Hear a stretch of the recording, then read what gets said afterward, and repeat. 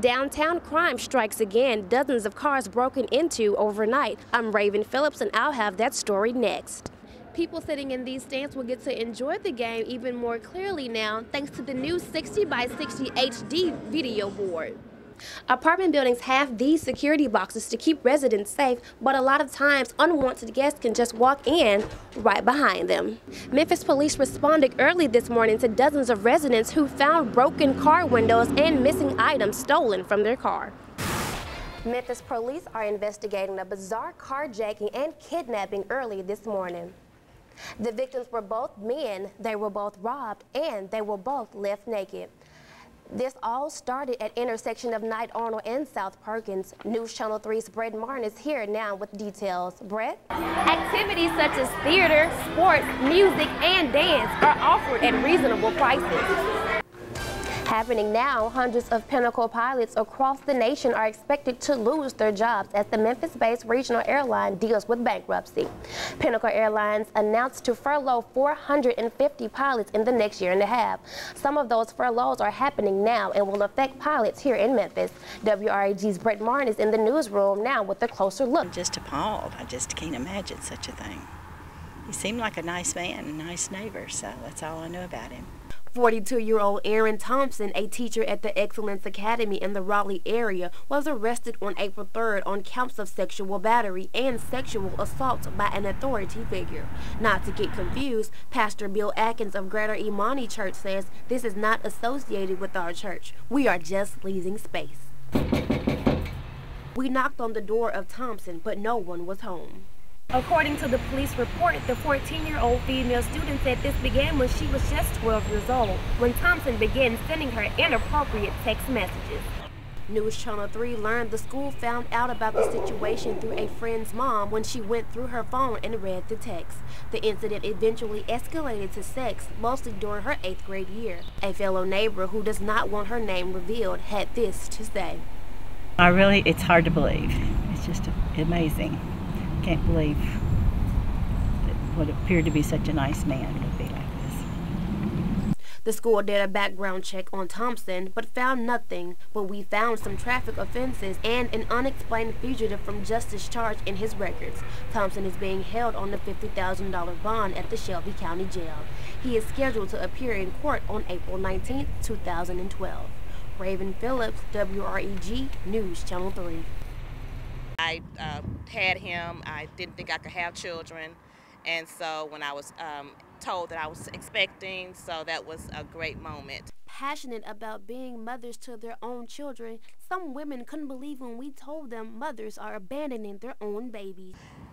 Give it to someone that does. Tara, who calls herself a late bloomer, couldn't imagine life without her son Jaden and all of his new adventures.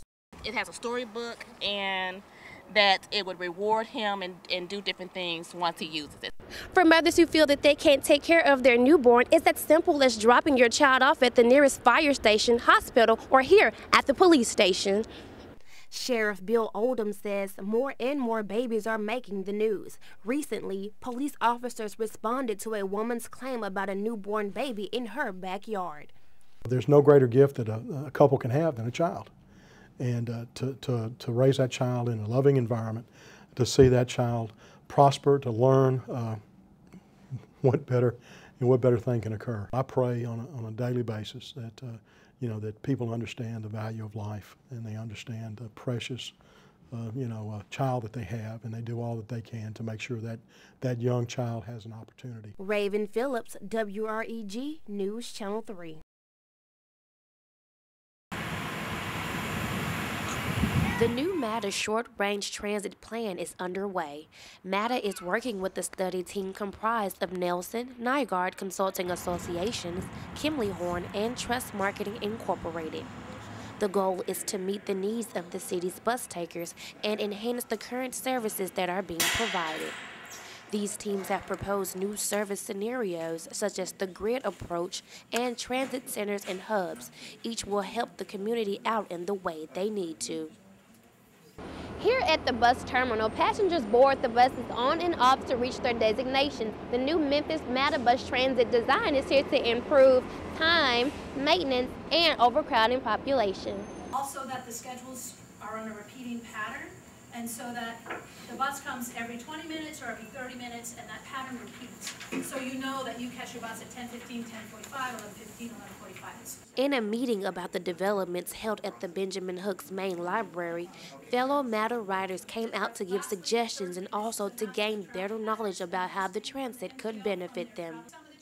Bethany Whitaker, principal of Nelson and Nygaard Consulting Associations, presented the new ideas for the transit. Afterwards, the floor was open to comments and suggestions from the audience, many not very pleased with the current services. But you're going to tell me you can provide an additional bus or 2 buses in the evening for those people who need to St. Elmore? Issues such as more bus service, more time availability, shortened travel times, and more north to south travel were proposed to make things more efficient. Most riders travel from Poplar, Lamar, Jackson, and other main areas in the city. These areas are focused more on the overcrowding. Even with the better plan for passengers, bus fare will have to increase. After a year of overall planning, the short-range transit plan is set to take place in January of 2012. Raven Phillips, Midtown Insight News.